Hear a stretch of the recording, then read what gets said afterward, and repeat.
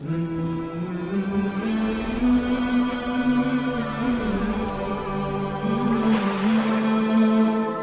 है modern institute of education में। तो जैसा कि बच्चों हम लोग दरख्शाह का चैप्टर बाय चैप्टर हम लोग क्या करते हैं, पढ़ते आ रहे हैं और हम लोग 5 चैप्टर तक पढ़ चुके हैं। अब आते हैं हम लोग छठा चैप्टर की ओर। ठीक है, छठा चैप्टर का कहानी का नाम है इबरत और नसीहत।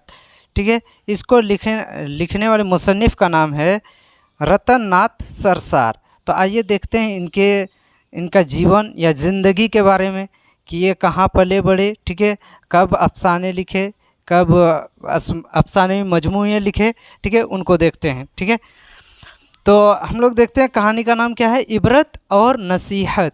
ठीक है, किसने लिखा है, मुसन्निफ़ का नाम पंडित रतन नाथ सरसार। सरसार एक टाइटल है। ठीक है, उन्होंने रखा था सरसार और सरसार के नाम से ही जाने जाते थे। ठीक है, इनकी पैदाइश 1847 ईस्वी में लखनऊ में हुई। तो आप लोग इसमें क्या कीजिएगा, ये जो ऑब्जेक्टिव सवालात जो हैं इसी में आप लोगों को कवर भी हो जाएगा। ठीक है, ये कहाँ वो पैदा हुए, तो लखनऊ में पैदा हुए। ठीक है, कब पैदा हुए, तो 1847 ईस्वी में पैदा हुए। ठीक है, यहाँ से 2 ऑब्जेक्टिव निकल सकता है। ठीक है, उसके बाद सरसार कश्मीर के बाइज्जत ब्राह्मण खानदान से ताल्लुक़ रखते थे। ठीक है, कौन से खानदान से, सरसार कश्मीर के बाइज्जत ब्राह्मण खानदान से ताल्लुक़ रखते थे। ठीक है, इसका भी एक ऑब्जेक्टिव आ सकता है। उसके बाद है सरसार के वालिद का नाम पंडित तेज बहादुर था। ठीक है, सरसार के वालिद का नाम पंडित तेज बहादुर था। इसका भी क्वेश्चन आ सकता है, सरसार के वालिद का नाम क्या था। ठीक है, उसके बाद आते हैं सरसार 4 साल की उम्र में उनके वालिद साहब का इंतकाल हो गया।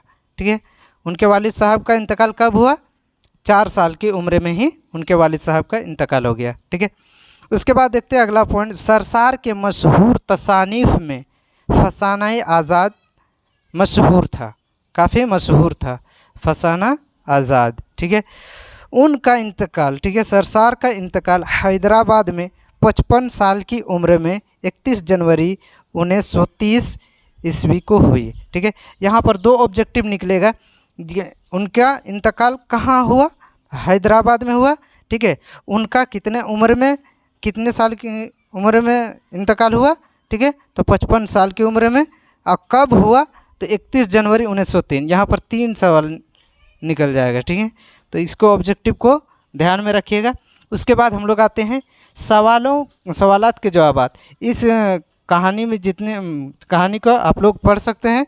ठीक है, इन कहानी को हम लोग थोड़ा सा पढ़ते हैं।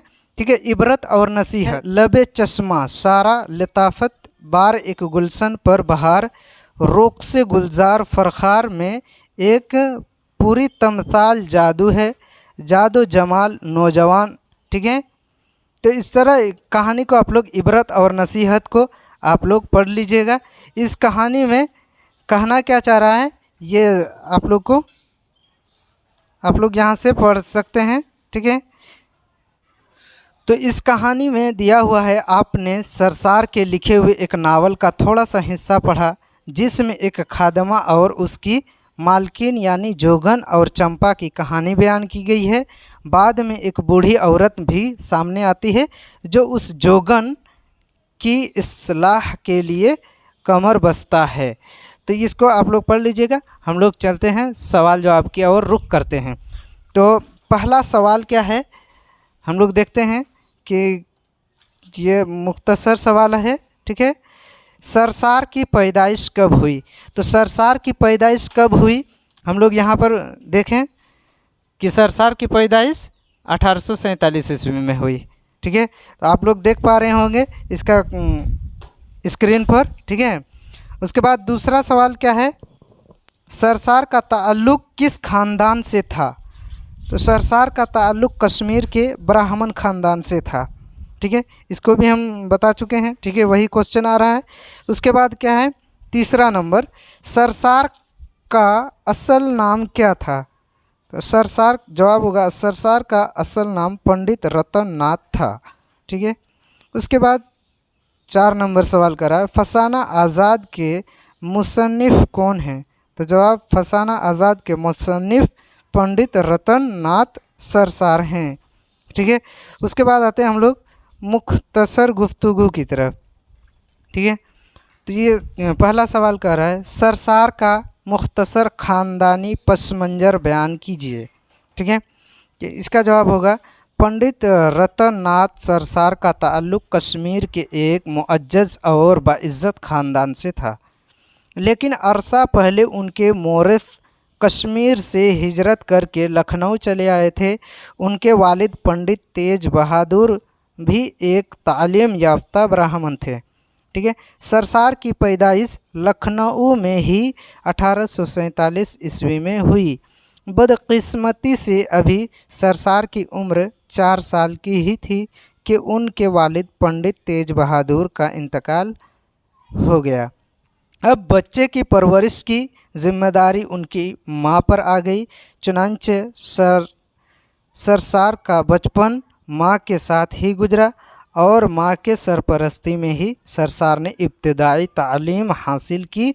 सरसार बचपन से ही ज़हानियत व फतानियत से आरास्ता थे। तो इस तरह हम लोग इतना लिख सकते हैं मुख्तसर गुफ्तगू में। ठीक है, इसका पहला सवाल पूरा हुआ। अब आते हैं दूसरे सवाल की ओर, सरसार की तसनीफ़ात का तज़किरा कीजिए। ठीक है, तो इसके तसनीफ़ात का तज़किरा करेंगे। ठीक है, तो जवाब होगा इसका, स्कूल की मुलाजिमत में सरसार थोड़ी मुद्दत तक रहे, फिर इस्तीफ़ा देकर लखनऊ चले आए। वहाँ मुंशी नवल किशोर से मुलाकात हुई और अवध अखबार के मदीर बनाए गए। उसी ज़माना में फसाना आज़ाद की तसनीफ़ का आगाज़ हुआ। ये किताब दरअसल अवध अखबार में कस्तों में शाये हुई। शाये का मतलब पब्लिश्ड होगा। ठीक है, पब्लिश्ड किया जाता है या प्रकाशित किया जाता है। और 1878 और 79 ईस्वी में 1 साल तक मुसलसल किस्त वार शाई होता रहा। फिर 1880 ईस्वी में किताबी शक्ल में भी शाये हुआ। सरसार की मशहूर तसानीफ़ में फसाना आज़ाद के अलावा जामे सरसार, शेर कहकसारे और कामिनी वगैरह, लेकिन सरसार को जिस तसनीफ़ ने लाजवाल शोहरत अता की उनकी तख्लीक फसाना आज़ाद है। तो इस तरह इतना हम लोग लिख सकते हैं सरसार की तसनीफ़ात में। उसके बाद सवाल आते हैं तीसरा, अवध अखबार से सरसार के ताल्लुकात का मुख्तसर तज़किरा कीजिए। ठीक है, इसको हम लोग लिख सकते हैं, अवध अखबार से सरसार के ताल्लुकात 15-20 सालों पर मुहित हैं। अवध अखबार के मालिक मुंशी नवल किशोर थे और उर्दू, फ़ारसी और अरबी किताबों के असात और तबाअत में अपनी एक शनाख्त बना चुके थे। सरसार ने जब खैरी जिला में मुअल्लिमी की मुलाज़मत इख्तियार की, लेकिन उस पैसा में उनकी तबीयत नहीं लगी। लेकिन उस ज़माना में सरसार ने अदबी मज़ामीन लिखने का सिलसिला भी शुरू किया। ठीक है, उसके बाद हम लोग इतना लिख सकते हैं, उसी ज़माना में फसाना आज़ाद की तसनीफ़ का आगाज़ हुआ, जिसमें किस्तों में फसाना आज़ाद शाये होता रहा। इस तरह 1894 ईस्वी तक सरसार अवध अखबार की अदारत से सबक दोष होकर हैदराबाद चले गए। ठीक है, तो हम लोग इतना लिख सकते हैं। अब आते हैं तफसीली गुफ्तगू की तरफ। तो सवाल क्या कह रहा है, सरसार की ज़िंदगी के हालात बयान कीजिए।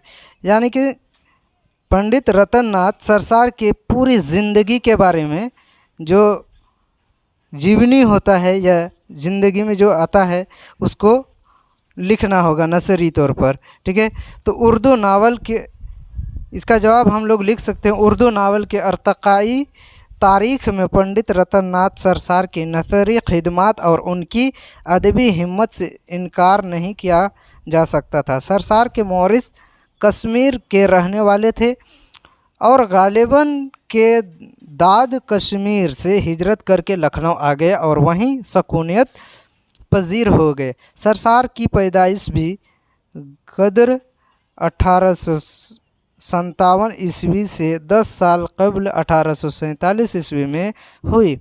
सरसार के वालिद का नाम पंडित तेज बहादुर था। इस तरह सरसार का ताल्लुक़ कश्मीर के आला और मुअज्जज़ ब्राह्मण ख़ानदान से ताल्लुक़ था, लेकिन बदकिस्मती से सरसार भी एक सिर्फ 4 साल के थे कि उनके वालिद का पंडित तेज बहादुर का इंतकाल हो गया। मजबूरन सरसार को साया मादरी में ही ज़िंदगी गुजारना पड़ा और माँ की सरपरस्ती में ही इब्तिदाई तालीम हासिल किया, यहाँ तक कि उर्दू, फ़ारसी और अरबी ज़बानें भी सीखीं। सरसार बचपन से गैर मामूली ज़हानियत और जुद्दत तबअ के मालिक थे। ठीक है, तो हम लोग इतना, आप लोग देख पा रहे होंगे, इतना लिख सकते हैं हम लोग।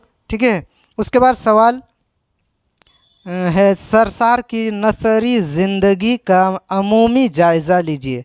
ठीक है, तो इसको हम लोग लिखते हैं, उर्दू के नसरी तारीख़ में उर्दू नसीर की जुल्फ़ को संवारने वालों में सरसार का नाम बहुत अहम है। यूँ तो उर्दू नावल निगारी की इब्तदाई डिप्टी नज़ीर अहमद की इस्लाही नावलों से होती है, लेकिन नज़ीर अहमद के बाद उर्दू नावल की रवायत को जिन हजरात ने तेज़ी से आगे बढ़ाया उनमें पंडित रतन नाथ का नाम सर फहरिस्त है। सरसार ने नावल फसाना आज़ाद लिखकर उर्दू नसीर के सुरमाया में कीमती इजाफ़ा किया।